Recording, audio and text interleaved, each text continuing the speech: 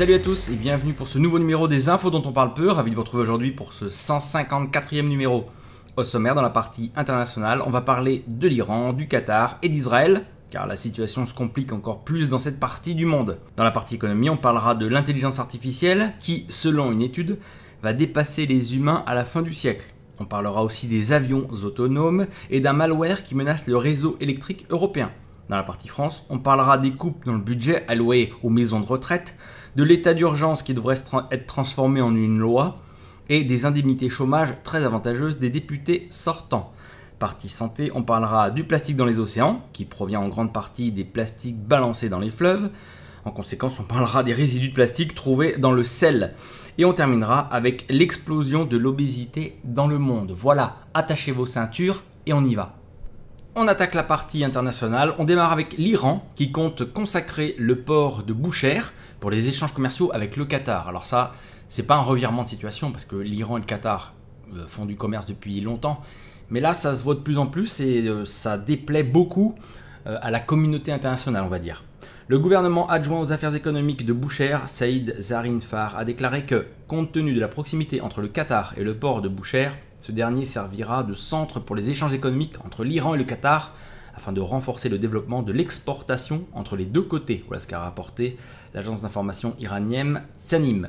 Monsieur Farr a déclaré que les commerçants de la province de Boucher sont réputés par leurs visites historiques au Qatar, ajoutant que le renforcement des relations commerciales avec le Qatar a débuté en 2014 quand les deux parties ont conclu des accords, et d'ajouter, compte tenu de la crise vécue par le Qatar avec ses pays voisins et ses conséquences, une occasion importante se présente pour le Qatar et l'Iran afin de renforcer leurs relations commerciales et économiques. En tout cas, un ministre qatari a répété également que le Hamas, vous savez, le mouvement palestinien, est un mouvement de résistance légitime. Ça n'a pas du tout plu à Israël. Alors que le Qatar fait face à des pressions exacerbées de la part de ses voisins arabes pour rompre les liens avec les groupes terroristes, le ministre des Affaires étrangères qatari Mohamed Ben Abdulrahman Al Thani a insisté sur le fait que le groupe terroriste palestinien du Hamas est, je cite, un mouvement de résistance légitime. M. Al Thani était en visite en Russie pour évoquer la crise. Il a déclaré, je cite, que les États-Unis considèrent le Hamas comme une organisation terroriste, mais pour le reste des nations arabes, il s'agit d'un mouvement légitime de résistance. Nous ne soutenons pas le Hamas, nous soutenons le peuple palestinien, a-t-il précisé. Alors les États-Unis essaient de chasser le Qatar du marché du gaz et de se retirer de la base d'Al-Udeb. Le journal koweïtien Al-Kabas fait état des efforts de l'administration américaine visant à chasser le Qatar du marché d'exportation du gaz. Ça signifierait quand même presque la ruine du pays quand même. Soulignant que le Qatar est maintenant parmi les plus grands exportateurs de gaz dans le monde, le journal Al-Kabas, citant des sources économiques, a déclaré que le programme à long terme de Washington consistait à détrôner le Qatar à la tête des pays exportateurs de gaz jusqu'en 2024 et à se substituer à Doha en exportant chaque année 300 millions de mètres cubes de gaz. Je cite, le Qatar a exporté environ 77 millions de mètres cubes de gaz en 2016. La plupart de ses clients se trouvent en Asie de l'Est. Les États-Unis envisagent de se substituer au Qatar, a ajouté cette même source. A noter que M. Al Thani, l'émir du Qatar, a décliné cette semaine l'invitation du président américain Donald Trump pour se rendre à Washington également. Alors, en Iran, toujours, on a compté 13 morts dans des attaques à Téhéran, des attaques revendiquées par Daesh. Daesh s'est attribué 2 attaques terroristes quasiment simultanées, perpétrées mercredi dernier dans les lieux symboliques de la capitale iranienne. 2 fusillades quasi simultanées, suivies d'explosions, ont éclaté à Téhéran, la capitale iranienne. Alors, l'une des explosions, c'était à l'intérieur du Parlement, l'autre au mausolée de l'imam Khomeini, faisant au moins 13 morts et 46 blessés. Ce sont les premiers attentats à être revendiqués par Daesh en Iran. C'est quand même incroyable, alors que le Téhéran et Doha se rapprochent, que Daesh vienne taper en Iran. C'est quand même assez curieux. On continue. Alors les USA et l'Arabie Saoudite sont-ils impliqués dans les attentats de Téhéran? En tout cas, l'armée d'élite de la République iranienne accuse. Les gardiens de la révolution, les Pasdaran, l'armée d'élite de la République iranienne, ont accusé les États-Unis et l'Arabie Saoudite d'être impliqués dans les attentats de Téhéran qui ont fait 12 morts donc et 46 blessés. Je cite, cette action terroriste, après la rencontre du président des États-Unis avec le chef d'un des gouvernements réactionnaires de la région d'Arabie Saoudite, qui a toujours soutenu les terroristes, est lourde de sens et la revendication par Daesh, le groupe islamique, montre qu'ils sont impliqués, voilà ce qu'affirme un communiqué publié par l'agence de presse officielle iranienne ISNA. On parle également de la coalition internationale qui a bombardé Raqqa au phosphore blanc. Des vidéos très explicites, confirmées par les militants de l'opposition syrienne, le montrent. La coalition internationale, conduite par les États-Unis, a effectué en fin de semaine dernière plusieurs bombardements au phosphore blanc sur la ville de Raqqa, fief syrien de l'organisation État islamique. Ce composant, qui peut brûler et tuer une personne, est pourtant interdit dans des zones où les civils sont proches des forces armées. Ces bombardements viennent s'inscrire dans l'opération de reprise de la ville de Raqqa menée depuis mars 2017 par la coalition internationale et ses alliés. Alors les images des bombardements circulent sur les réseaux sociaux, vous pouvez les voir si vous voulez. On y voit l'explosion typique d'une bombe au phosphore blanc qui provoque des faisceaux de fumée blanche. A noter que le protocole 3 additionnel de la Convention sur certaines armes classiques de l'ONU, signé en 1980 et ratifié en 1983, éprouve l'utilisation d'une telle arme. On continue, on parle d'Israël. Israël qui veut supprimer l'UNRWA. En Israël, le Premier ministre veut se débarrasser d'une agence de l'ONU. Benjamin Netanyahou a demandé la dissolution de l'UNRWA, chargée de s'occuper des réfugiés palestiniens. Elle serait inutile selon lui et surtout hostile à Israël. Pour les réfugiés, il y a le HCR, le Haut Commissariat aux réfugiés de l'ONU. Pourquoi avoir mis en place une agence spécifique pour les Palestiniens, l'UNRWA, l'United Nations Relief and Works Agency? Voilà l'interrogation de Benjamin Netanyahou. Le Premier ministre israélien accuse cette agence onusienne de ne pas résoudre le problème des réfugiés palestiniens et d'être surtout hostile à Israël. Il veut donc sa dissolution. L'UNRWA a réagi dans un communiqué laconique en disant qu'elle a reçu son mandat de l'Assemblée nationale des Nations Unies et seule cette assemblée peut modifier ce mandat par un vote majoritaire. L'UNRWA, comme d'autres agences de l'ONU, est souvent attaquée par Israël qui l'accuse de parti pris pour les Palestiniens. En fait, l'ONU dénonce régulièrement l'occupation israélienne des territoires occupés en contravention avec le droit international, ce qui hérisse les Israéliens. Alors on parle de la bande de Gaza également, puisque l'électricité y est de plus en plus rare. Le quotidien Haaretz rapporte qu'une réunion a été houleuse. Selon le quotidien, le cabinet de sécurité israélien a décidé dimanche dernier d'accéder à une requête de l'autorité palestinienne. Les livraisons d'électricité à la bande de Gaza vont être réduites de près de 40%. Une réunion agitée car les conséquences de cette décision pourraient être lourdes. Beaucoup de voix s'inquiètent d'une crise humanitaire dans la bande de Gaza. Les mots sont ceux du représentant de l'ONU pour le processus de paix au Moyen-Orient devant le Conseil de sécurité. Je cite: « À Gaza, nous marchons vers une crise les yeux grands ouverts », a averti Nikolai Mladenov il y a 2 semaines. Ces livraisons israéliennes sont désormais la seule source d'approvisionnement pour la bande de Gaza. Actuellement, les 2 millions d'habitants du territoire n'ont jamais plus de 4 heures d'électricité toutes les 16 heures. Il ne devrait plus désormais en avoir que 2 ou 3. L'organisation israélienne Gisha souligne l'impact sanitaire de cette situation.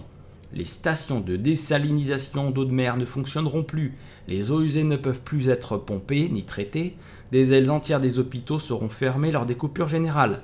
Mais l'autorité palestinienne et le gouvernement israélien veulent mettre le Hamas sous pression. Et cette réduction des livraisons d'électricité intervient alors que le mouvement islamiste se voit fragilisé par une crise diplomatique régionale. Son riche allié qatarien, désormais très isolé sur la scène internationale, est en train de prendre ses distances avec le mouvement islamiste. On termine cette partie internationale en parlant de la sanction de l'Union européenne envers la Pologne, la Hongrie et la République tchèque qui ont refusé d'accueillir des demandeurs d'asile. Les mises en garde de Bruxelles n'ont servi à rien. Le 13 juin dernier, la Commission européenne a lancé des procédures d'infraction contre la Hongrie, la Pologne et la République tchèque pour le refus obstiné d'accueillir des demandeurs d'asile depuis l'Italie et la Grèce. La Hongrie, la Pologne et la République tchèque s'opposent aux relocalisations adoptées par l'Union européenne en septembre 2015, pour soulager l'énorme pression migratoire pesant sur Rome et sur Athènes. Alors que Bruxelles s'était donné 2 ans pour répartir les 160 000 demandeurs d'asile vers d'autres pays, et ce en fonction des quotas, seules à peu près 21 000 personnes ont été relocalisées jusqu'à maintenant. On attaque la partie économie maintenant. On démarre avec Areva qui va démanteler la cuve du réacteur de Brunnbüttel en Allemagne. Vattenfall GmbH a choisi le consortium Areva EWN pour démanteler et conditionner les composants internes de la cuve du réacteur de la centrale nucléaire de Brunnbüttel en Allemagne. Et si son démantèlement est décidé également pour le réacteur nucléaire de Krümmel. Vattenfall est propriétaire de 66,7% de la première et 50% de la seconde tranche. Brunnbüttel est une ville du nord de l'Allemagne, située sur l'embouchure du fleuve d'Elbe, près de la mer du Nord. Le réacteur d'eau bouillante de 771 MW a été mis en service en 1977. Le découpage et le conditionnement des déchets du cœur et des internes de la cuve s'effectueront sous l'eau grâce à un système robotisé. Les travaux doivent s'achever en 2020. Alors pour ceux qui le veulent, il y a encore ces reportages.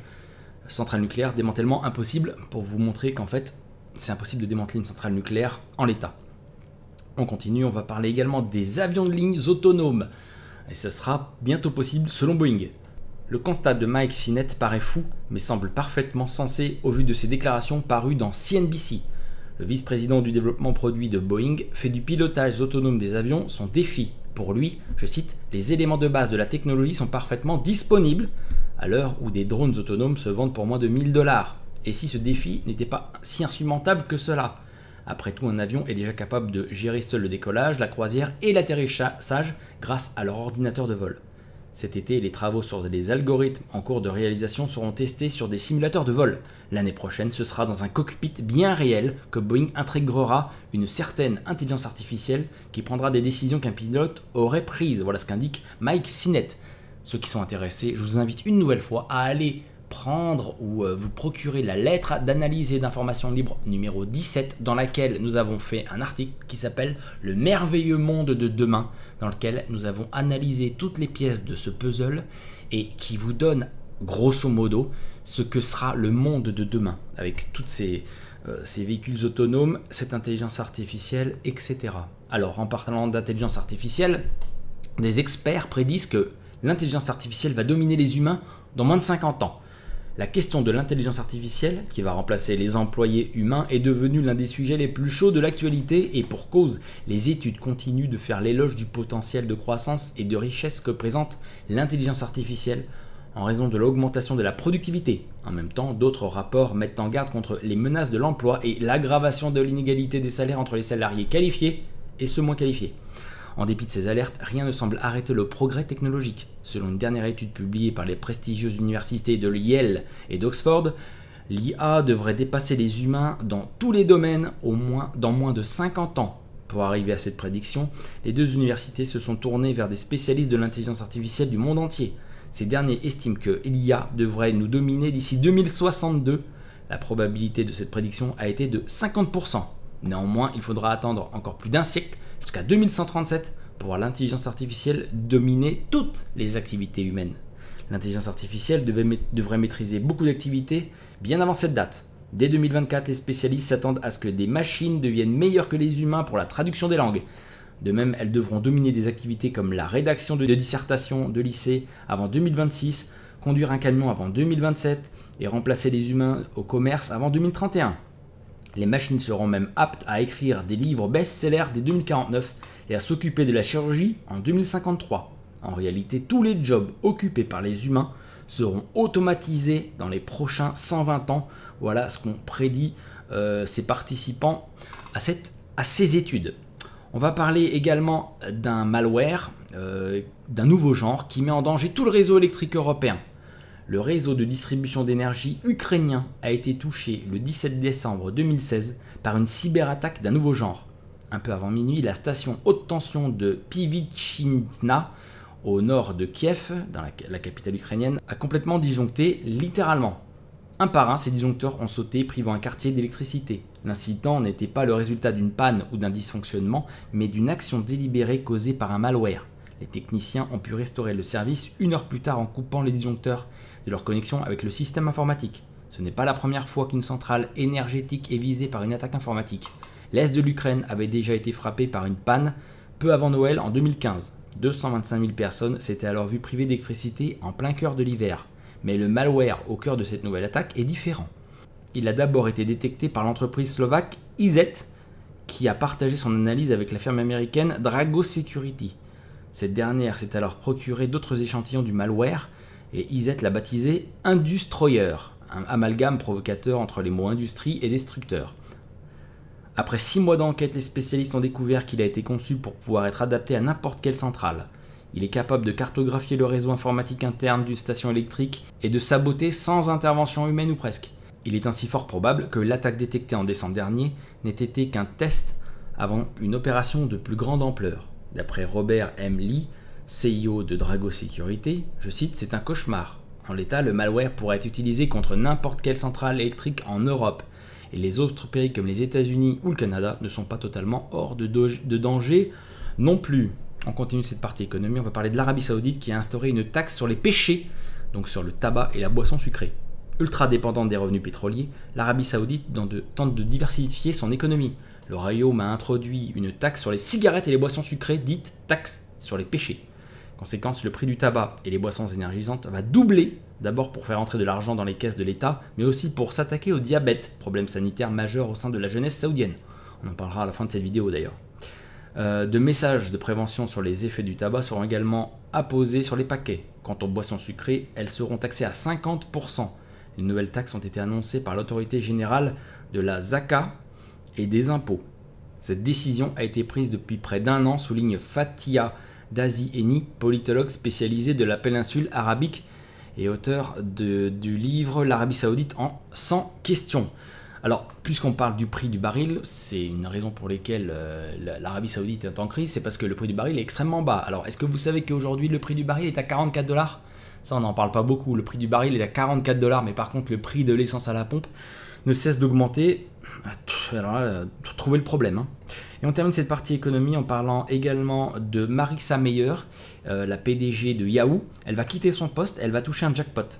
Les États-Unis, pays où la réussite et la richesse se mesurent au mérite, eh bien, certains faits récents viennent contredire cette légende. Alors qu'elle a échoué à relancer l'ancien fleuron du web Yahoo, qui s'appellera bientôt What, Marissa Mayer, la patronne depuis 2012, quitte aujourd'hui le navire en empochant 186 millions de dollars, soit 171 millions d'euros. Selon le Wall Street Journal, cette somme rondelette serait composée de 84 millions de dollars de stock options, 25 millions de dollars d'actions gratuites et 77 millions de dollars d'actions Yahoo, soit 1,6 million d'actions de l'entreprise. Le départ de Marissa Mayer et le gros lot qui va avec interviennent au moment où Yahoo acte la vente de son cœur de métier à Verizon pour la somme de 4,48 milliards de dollars selon un document transmis à la Security Exchange Commission, l'équivalent de l'autorité des marchés financiers en France. On attaque la partie France maintenant, on va démarrer avec l'antiterrorisme et le gouvernement qui veut mettre l'état d'urgence dans le droit commun. Le gouvernement d'Édouard Philippe se prépare à aller très loin dans la logistique sécuritaire. Afin de sortir de l'état d'urgence, il a concocté un avant-projet de loi renforçant la lutte contre le terrorisme et la sécurité intérieure qu'il a transmis au Conseil d'État le 7 juin dernier. Selon le texte, soumis le matin même au Conseil de défense, ce sont quasiment toutes les mesures de l'état d'urgence qui vont se retrouver dans le droit commun. Ce projet de loi devrait être présenté au Conseil des ministres le 21 juin, en même temps que le 6e projet de loi de prorogation de l'état d'urgence qui va être repoussé jusqu'en 1er novembre, qui sera transmis également le même jour au Palais Royal. À peine arrivé au pouvoir, Emmanuel Macron avait annoncé le 24 mai vouloir organiser la sortie de l'état d'urgence, actuellement en vigueur jusqu'au 15 juillet, en renforçant la loi. Voilà, donc on va sortir de l'état d'urgence, mais en fait l'état d'urgence, elle y sera pour toujours. C'est un état pratiquement totalitaire dans lequel on vit. On continue, on va parler de la sécurité routière et de la Cour des comptes qui dénonce des PV inutiles. Ils ne parviennent pas à réduire le nombre de victimes sur les routes, mais ils renflouent toujours les caisses de l'État. Les radars ont rapporté plus de 920 millions d'euros en 2016, soit 131 millions de plus qu'en 2015. Voilà ce que révèle un rapport explosif de la Cour des comptes. Je cite. Le montant global des amendes perçues par l'État au titre de la circulation et du stationnement routier s'est élevé à 1817,9 millions d'euros au lieu de 1607,7 millions d'euros en 2015, soit une augmentation de 11,6%. Voilà ce qu'indique cette note d'analyse rédigée en 2016, révélée par Le Parisien et l'AFP. Parmi les recettes, les amendes, 920 millions proviennent directement des radars de vitesse et ceux qui contrôlent le feu rouge et les passages à niveau. Or, rappelle la Cour des comptes, je cite, en 2016, les résultats de la mortalité routière ont été confirmés à la hausse pour la 3e année consécutive, avec près de 3500 tués sur les routes françaises en métropole, soit une augmentation de 2,3%. Si cette augmentation des recettes est positive pour le budget de l'État et témoigne d'une meilleure efficacité des radars, elle doit être analysée au regard de l'objectif gouvernemental de diminution de la vitesse sur les routes, première cause d'accidents mortels, souligne-t-elle encore dans sa grande sagesse. On ne sanctionne que des petits excès de vitesse, on a trouvé la recette miracle pour faire du jackpot. Voilà ce qu'a commenté Pierre Chasseret, le délégué général de 40 millions d'automobilistes. Je continue, il y en a marre qu'en France, il faille toujours sauver le soldat radar. Il faut le replacer à son niveau d'efficacité qui est faible, s'est-il emporté. Autre point soulevé par le rapport, l'affectation de l'argent qui arrive dans les caisses de l'État et qui finance des dépenses diverses, ventilées sur 5 programmes distincts, dont la finalité est pour certains éloignée de l'objectif stratégique de diminution de la mortalité sur la route. Selon la Cour des comptes, plus de 50% des recettes des amendes, soit 837,1 millions d'euros, ne sont pas directement affectées pour la mission. C'est la preuve du gros mensonge selon Pierre Chasseret. L'argent des radars ne va pas à la sécurité routière. Contacté par l'AFP, le délégué interministériel à la sécurité routière n'était pas joignable. On continue, on va parler aussi des avantages, des gros avantages on va dire, indemnité chômage des députés sortants qui sont battus. Donc, c'est la bérésinade dans les rangs du PS. Même avec l'aide du PRG et des Verts, le parti n'a pas obtenu ou n'obtiendra pas plus qu'entre 20 et 30 sièges, d'après les projections réalisées à l'issue du premier tour. Nombre de députés sortants, et pas seulement de gauche, ont en effet été emportés par la vague La République en marche et éliminés dès dimanche dernier. Si cette situation est difficile politiquement, elle ne devrait pas l'être pour le portefeuille des élus. Les députés battus bénéficient, sous certaines conditions, d'indemnités chômage plutôt avantageuses. Ce dispositif, une allocation de retour à l'emploi en réalité, pourrait ne concerner que peu de députés au final. Mais ceux qui peuvent en faire la demande auraient tort de s'en priver, tant ces indemnités sont plus intéressantes que dans le privé, du moins la première année. Les députés battus pourront en effet bénéficier de versements durant 3 ans de manière dégressive, de 100% de l'indemnité parlementaire, qui est de 5 999,8 € durant le premier semestre, à 70% durant le deuxième, 50% durant la troisième, 40% durant le quatrième, 30% durant le cinquième et 20% durant le sixième.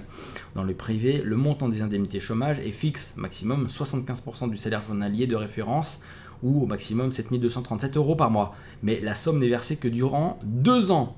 Autre avantage dont bénéficient les députés avec ce système, ils ne cotisent que 28 € par mois durant leur mandat, quand les salariés du privé voient leur paye amputée de 2,4%, soit 143,99 € à salaire égal.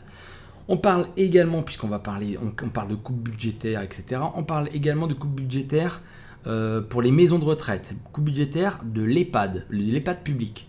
La réforme de la tarification des maisons de retraite, adoptée par le précédent gouvernement, a un goût amer pour les établissements publics et associatifs et d'hébergement pour les personnes âgées indépendantes, soit l'EHPAD.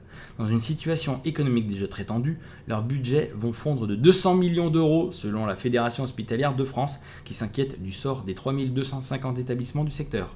Jusqu'alors fixés dans des négociations avec les conseils départementaux en fonction des particularités des établissements, la tarification des soins fera désormais l'objet d'une moyenne départementale. Et on termine cette partie économie en parlant une fois de plus de l'EPR de Flamanville, et ça ferait une bonne relation avec la partie santé, et une note d'experts qui pointe le danger de la cuve. Areva et EDF jouent une bonne partie de leur avenir économique ce mois-ci. Première séquence, aujourd'hui. Comme le rappellent les Échos, le Haut Comité pour la transparence et l'information sur la sécurité nucléaire se réunit pour plancher sur la sûreté de la cuve du réacteur nucléaire de type EPR construit par Areva pour le compte d'EDF à Flamanville. Fin juin, ce sera au tour du groupe permanent d'experts pour les équipements sous pression nucléaire de travailler. Il examinera les conclusions d'un autre organisme, l'Institut de radioprotection de la sûreté nucléaire et l'expert technique de l'autorité de sûreté nucléaire. La toute-puissance autorité de sûreté nucléaire, qui ne rendra son avis définitif qu'en septembre, va-t-elle valider la cuve de l'EPR? Des récentes fuites dans la presse laissent penser que oui.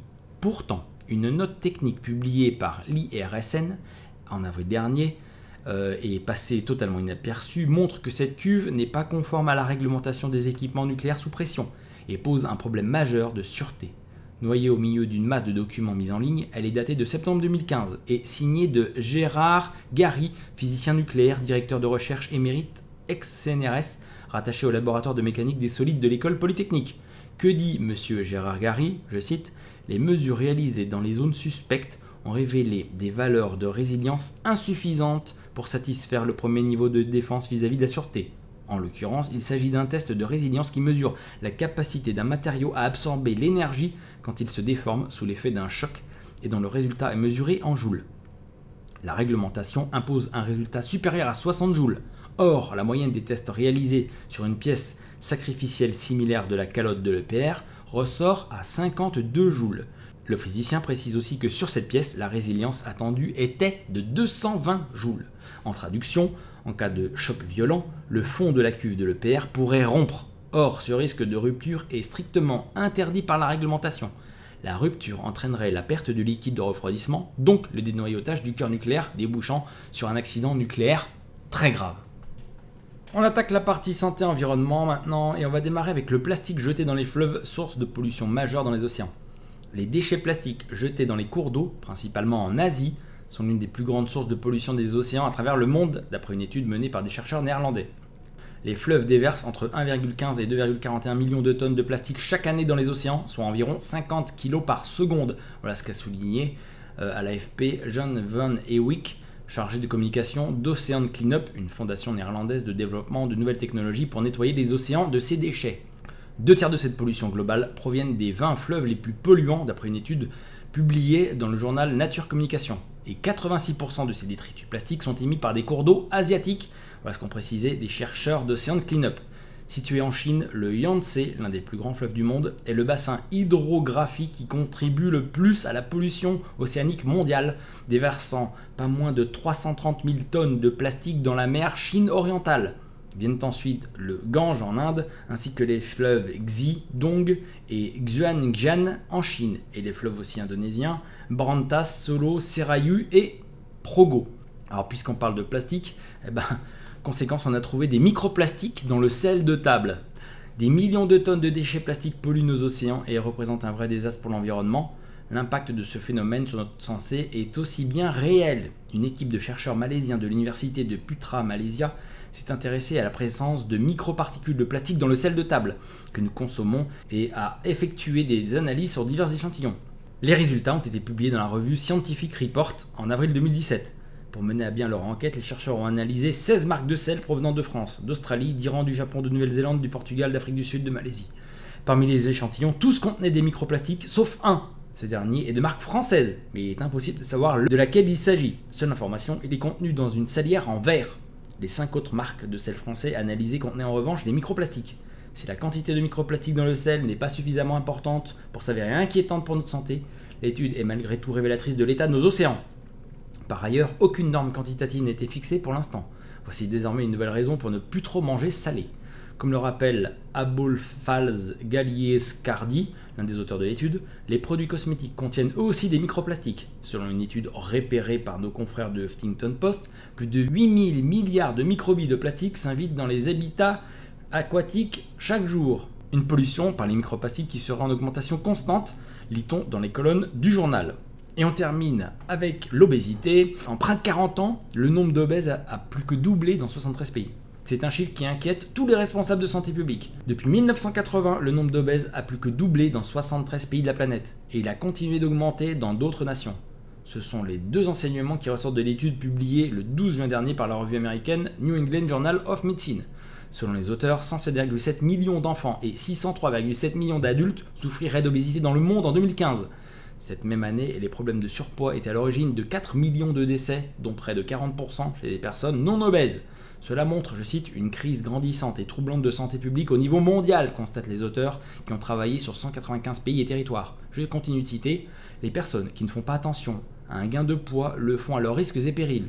Et met en garde le professeur Christopher Murray, l'un des co-auteurs de l'étude, également directeur de l'Institute for Health Medicine en évaluation de l'Université de Washington à Seattle. Elle risque d'avoir une maladie cardiovasculaire, du diabète, un cancer ou d'autres pathologies mettant leur vie en danger. Voilà, c'est terminé pour ce numéro des infos dont on parle peu. Je vous remercie tous pour votre attention. Je remercie bien sûr tous ceux qui envoient des informations tout au long de la semaine. Je remercie bien sûr du fond du cœur les abonnés de l'agence Infolibre. Rendez-vous la semaine prochaine pour une nouvelle vidéo des infos dont on parle peu. D'ici là, restez bien informés sur agenceinfolibre.fr, bien sûr. N'oubliez pas la lettre AIL, le hors-série qui dirige le monde, toujours en vente au format PDF pour 5 € sur la boutique de l'agence Infolibre. Et également le numéro 17 de la lettre d'analyse des informations libres, en vente en PDF à 4 € ou en vente en version papier à 7 €, toujours sur la boutique de l'agence Infolibre. Voilà, à très bientôt pour une nouvelle vidéo. Ciao à tous.